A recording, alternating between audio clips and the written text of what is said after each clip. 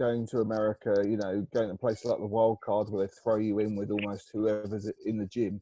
How much did that sort of like make you compared to what you'd have been doing back home? The quality of sparring. You got to think early, that sparring that I got overseas was huge. Like I said, world champions, former world champions, veterans, guys that have been around the US and the world scene, for years and years. That quality, you can't beat it. And I took the risk. If I couldn't mix it up with guys like that, I would have went back home and, done what I had to do in Australia and fooled the public and, done what my level was at. But I excelled. And that's when I got more and more opportunities. You got to think, the opportunities from sparring these guys, I got opportunities to spar legends and legendary fighters like Pacquiao. So, yeah, I was saying, was Pacquiao the best guy you ever sparred? Look, 250 rounds with the man. He's a legendary fighter, and his speed and power, plus my speed and power, we're very, very similar fighters. It was fantastic sparring, and you top that. You can't put anyone past when it comes to sparring. Excellent. Thanks very much. Good luck Saturday. Ryan Elliott from Boxing Social, if you want to jump in, please. Hi, George. How you doing, mate? Thank you for joining Good, us. mate. No problem. Just to follow up on where you were there with regards to Manny Pacquiao, I was doing a bit of reading and a bit of listening as well about your time with Manny. Can you just sum up, if possible, from those 250-odd rounds, what it is you learned from one of the legends of the game? There's been a lot that I learned with him, but look, all the 1% things that a legendary fighter does is what made my game even better. To see how, and be a part of preparing every single day with him for his world title fights, his 12-round fights, put me in such a good state that I know what I have to do for my 12-round, world title eliminated and world title fights. So, all them small little details. Obviously, I'm an extreme trainer. I train so hard. I feel like I'm one of the best athletes, in the world when it comes to training. And so is he. So pushing myself alongside him, it was fantastic. But the 1% things, a small detail that takes you from, where I am now to become a world champion and then becoming a legendary fighter is been very important what I picked up. I read a fascinating story about when you were out there with Manny, about you going for your morning run under military guard, George. Has this training camp been a little bit more low-key? Yeah, well, we always had military with us, but especially that day when we did get some threats coming from ISIS. They're just taken out of town, so we did have a lot of military, and it was quite a scary time. But this camp, obviously, I'm in Miami now with my lead trainer Javier Centeno, and definitely no military or any threats like that. The biggest threat is the pandemic, the coronavirus. So I'm moving away from the pandemic and the coronavirus, making sure that doesn't get me. It's a lot easier not getting that than getting hit by a sniper. And George, final one from me before I pass you on to everyone else. This is a big week for Australian boxing on the big stage. How does it feel for you personally to be at the forefront and be flying the flag for your nation on the world stage? Look, it's huge. Like I said, I hold the Australian flag with me. This is massive for Australian boxing, and I feel like I'm leading the pack. I feel like I've been leading the pack for the last few years. I've been overseas, I've been doing my thing, and I've been chasing the hardest and best fights. And finally, we're here. We're fighting the former world champions, and we're in a world title eliminator position where we know we're going to win this fight. There's no ifs or buts. We're winning this fight. All right, George. Thank you very much. Best of luck. I'll pass you on to the other guys. Pleasure. Thanks, Ryan. Joe, if you want to jump in for seconds out. You okay, George? All right, mate. So originally you were meant to top the bill. It was scheduled for you to top the bill. Now you're co-main event in a massive pay-per-view here in the UK. Which would you have rather? It doesn't bother me, to be honest. I always adapt to whatever it is. I'm as long as I've got Lee Selby in front of me. But this is massive. This is a huge platform.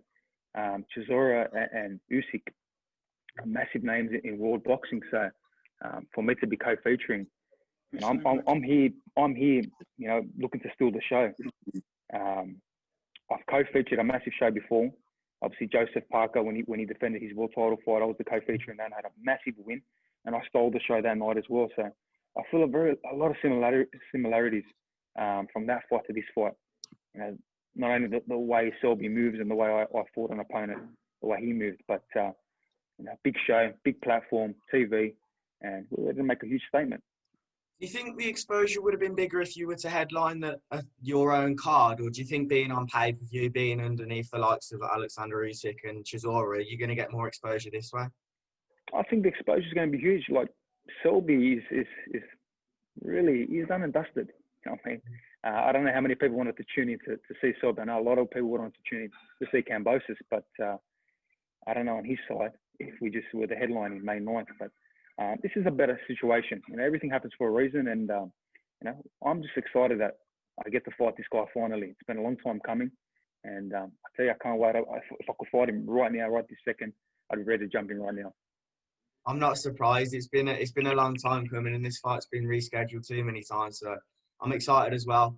How long do you think you can get to a world title then? Because I know you're a confident guy. Do you think this win and then another couple and then you've got your mandatory?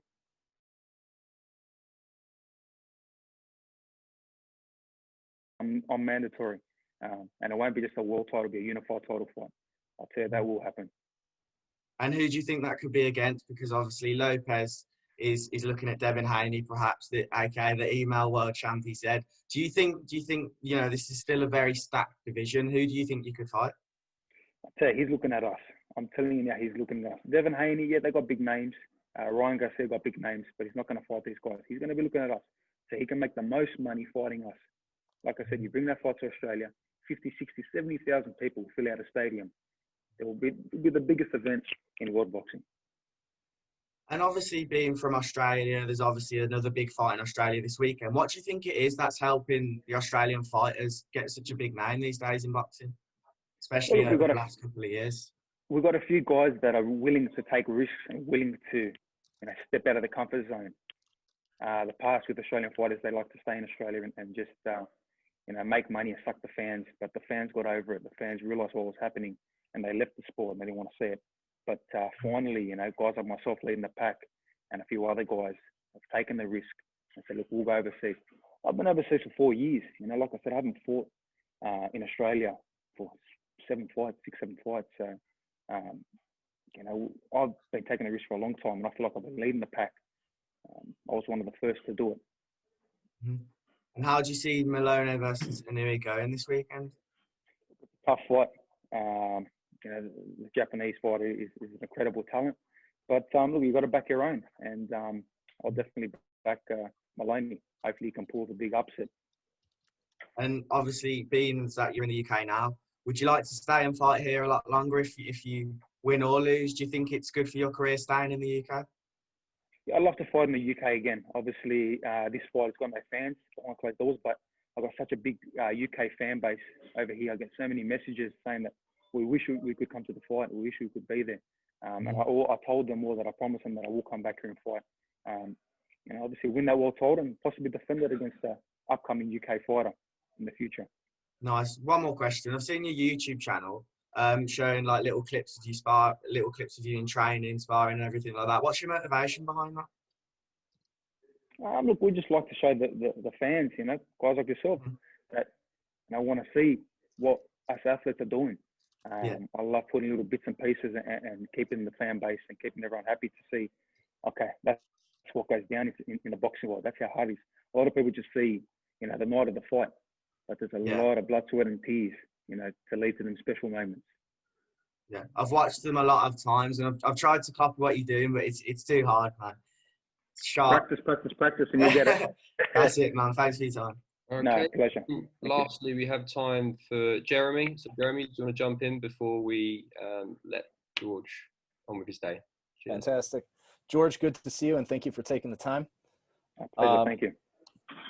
I know that you've been on the record talking about the 4 rounds in the past that you've sparred with Lee Selby. I just asked him about it. He said it wasn't really memorable. What did you see in those 4 rounds that told you that, you know what, I've got this guy. I can take him? It was a while ago. It was like 3 years ago. But from the sparring that I got, exactly how he fights, he likes to tap and run and move. And there was nothing there. There really wasn't anything there, anything special. Every time I touched him, he ran even more. So I know it was with 14, 16-ounce gloves. So when I put these little 8s on, it's going to be a massive, massive difference. And he'll feel it straight away. And that was a long time ago. I'm a different beast. I've come into my prime right now. I'm getting harder than ever. And he realised that from the first second when I hit him.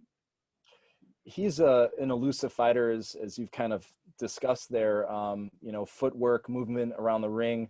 How confident are you that you can cut him off, trap him, and what possibility do you see for a possible knockout? Their mold legs are not going to be moving as much as he has in the past. As soon as I hit him, he's going to crumble. I tell you now, he will crumble. He can try to do whatever he wants, but it's not going to work. I have too much in my favour. You know, I'm young, I'm hungry, I'm fresh, and look, it's going to be a big win, a big statement. Talking about his age, have you seen a decline in his last few performances from your perspective? Yeah, look, you can see his last two fights. They've been terrible fights, you know, boring fights, and you can see by his fan base and even the UK public, there's really no interest. There really is no interest for Lee Selby. Mm-hmm. Last question. As far as your preparation mentally, have you been looking at one or two fights in particular on video? Every fight. We've been looking at every fight. Every fight we get our hands on. I think I know Lee Selby better than he knows himself.